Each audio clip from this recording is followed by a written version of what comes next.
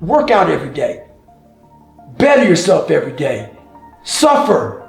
Go back to a spot that's not so fucking comfortable for you.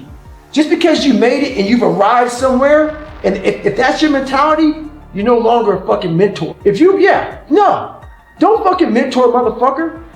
If you're happy where you're at, take a few steps backwards and go back to where that one spot that made you. That spot that made me was that time on the couch, I'm sitting with fucking chocolate milkshake, 297 pounds. I can't go back to 297, but I can go back to how that time felt, because that's when I was the hungriest. We lose the hunger and then we go into mentoring people. I'm mentoring you from a nice 72-degree temperature room. Everything is great. I'm making millions of fucking dollars and people are mentoring people. That's great. What did you do today to get uncomfortable? What did you do today to earn that manhood? What did you do today to mentor my fucking ass? What did you do today? I don't give a fuck what you did 20 fucking years ago. If you're not doing it now, stop mentoring a motherfucker. Retire. And say, hey young man, I don't know anymore. I'm now comfortable. You need to be in a spot that's hungry. It's a fucking thin line, man. I walked it. When I invented the accountability mirror, I walked it hardcore, and you have to walk it because we live in a world where you have to love yourself, and it's important to love yourself. I'm all about that. You gotta, but we also live in a world where if it helps me to help you, I help you. Some selfish motherfuckers. So yeah, back to your question, the accountability mirror is something that you have to be so real and raw, and you can't talk to yourself in a nice way. But you can't get so bad in that accountability mirror where you get it twisted and you start putting yourself down all the time. You gotta call yourself for what you are, but you also gotta give credit where credit's due in the accountability mirror also. So when I did the accountability, I was like fucking in high school when I did this shit. And I was a fucking character. I was a liar, I was a character, I was a cheat. It took several years to get out of that, man. I didn't know. And I hate to put ignorance on something, but when you're trying to literally invent a man out of nothing, you have a whole bunch of shit to go through, man. And I had a whole bunch of shit to go through. It took a lot of years. I was the epitome of getting it done. I wasn't proud of how I got it done. I wanted to be proud of it. I wanted to earn.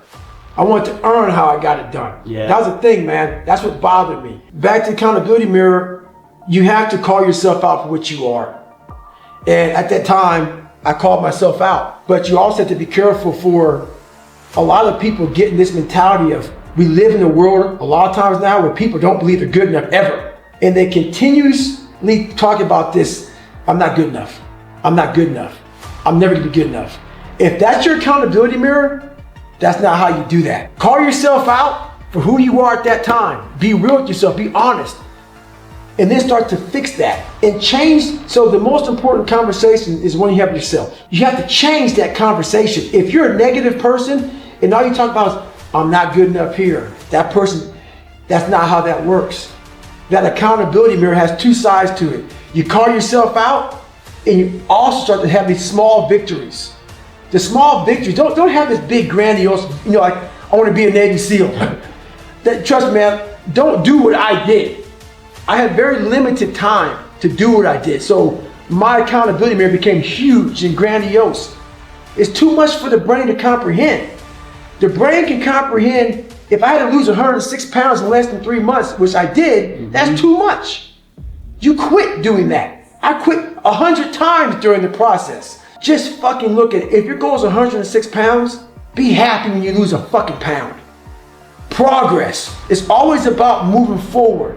Not moving back, not staying stagnant, moving forward, even if it's one small step at a time. I've been stretching out now for almost 6 years. I take all these steps back, but I see that I'm going forward. My body's trying to go forward. I've been patient. I've been doing this for almost 6 years. I'm about to go back to Badwater 135. It's been since 2014 when I had to drop out for health issues. Could never get back to the start line. And guess what? Haven't shared this either. I went from running 205 miles in 39 hours to not being able to get out of bed. When I dropped out of Badwater, a few months later, I'm in my bed, not able to get out of my bed. The doctors couldn't figure anything out with me. Nothing. I sat in the bed and I smiled. I didn't put this in the book. And I went through it all, and I said to myself, I'm gonna win Badwater.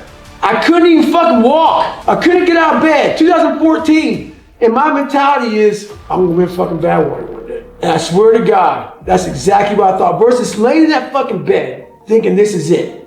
And I thought this was it. I thought that. How do you fucking get this sick, man? How the fuck, my body's shutting down? I'm all fucked up. What's going on? I've had 2 heart surgeries. What's wrong with my health?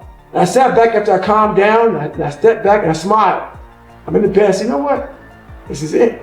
You can win Badwater one day, brother. Championship caliber people understand how to create momentum.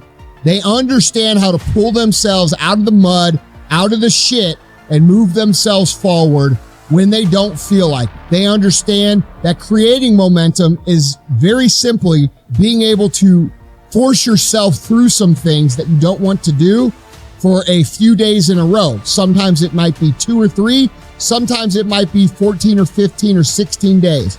But once you get through that period of time, you have now cultivated a tremendous amount of momentum. And championship caliber people understand how to do this. They understand how to exercise their discipline to make sure that they force themselves through the first gauntlet, so to speak, that they're going to have to get their lives in motion. And so this is something that they all understand. And all the people on that level get it. Okay. They know how to take themselves from 0 or even negative momentum and literally creep their way and force positive momentum. Now, if you completed 75 hard, you understand what I'm talking about. One of the biggest lessons of the Live Hard program is that you understand that after a certain amount of days that you've created the momentum. The momentum didn't just come from the sky and land on you and bless you with all this great feeling. That's not what happens. What happens is we create it through our actions. They learn what to do when they get stuck in the mud, okay? And most people don't. Most people get stuck in the mud and they stay there year after year after year after year. Once in a while, maybe every 4 or 5 years, they get lucky and catch some momentum. And then they spend, the next 3 years figuring out how the fuck that happened. Well, it's very simple. You created it. You created it because you exercised just enough discipline to pull yourself out, get yourself going, and you're mistaking your actions to create it as some sort of gift from the universe, which it's not. All right. So this is something that champions all understand. They understand how to manufacture momentum. They understand to not fuck with their momentum once they've created it. They don't intentionally do things to pull themselves off. They value the momentum, so they work to maximize it. Okay? Most people, when they get some momentum, what they do is they celebrate. And I'm just going to use the idea of diet and fitness here because I think most people will understand that. What they do is they go X amount, 6 days in a row, or 5 days in a row, and they say, well, I need a reward. Motherfucker, you're making the most fundamental mistake ever be made in your life. You are killing your own momentum. You just worked 6 days to get your shit together, and now you're going to go out and jump right back into that life that you left 6 days ago that was making you miserable, which made you take action anyway. It makes no logical sense if you think about it. And champions think about this on a large scale, okay? It is the number one mistake that most people make is that when they have momentum, they sabotage it by thinking they need to reward themselves. Listen, motherfuckers, these people that live like you don't live, the people who aren't paying the price like you need to pay it, that's not the normal life. That's not what's going to bring you fulfillment.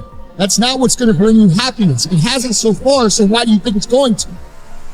Why do you keep jumping back in the old fucking pond that's covered with moss and shit when you've just discovered this clear blue sea that you get to swim in every motherfucking day?